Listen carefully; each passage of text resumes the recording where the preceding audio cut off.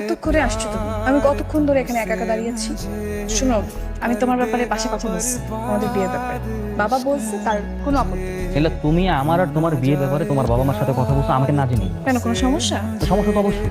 তুমি আমাকে একবার আস্ক করবে না যে আমি বিয়ে করার জন্য মেন্টালি এখন প্রিপেয়ার কিনা? একটু জিজ্ঞাসা করার কি আছে? তুমি আমাকে ভালোবাসো, আমি তোমাকে। এলা আমি তোমাকে ভালোবাসি, তুমি আমাকে ভালোবাসো ফার্স্ট। এখন তোমাকে নিয়ে আমার প্ল্যান চেঞ্জ হতে পারে, আমার মন মানসিকতা সবকিছু পরিবর্তন হতে পারে। তুমি কি বলছো? তুমি চাও না আমরা বিয়ে করে সংসার করি? আপাতত বুঝছি। বাহ, তুমি কি সুন্দর অনায়াসে সবকিছু বলে দিচ্ছ। তোমার জন্য আমার মনের পিছনে তুমি একবার সেটা চিন্তা করবে না?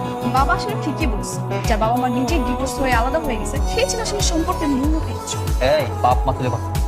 100 বার বল, তোমার বাবা মা সম্পর্কে যদি ঠিক থাকতো তুমি একটা সম্পর্কের মূল্য বুঝতে। আমার ভুল হয়েছে যে আমি একটা ভুল মানুষকে ভালোবাসছি। তোমার মতো একটা বেইমান স্বার্থপর মানুষকে ভালোবেসে আমি আমার নিশ্চিত ভবিষ্যৎটা নষ্ট করবো।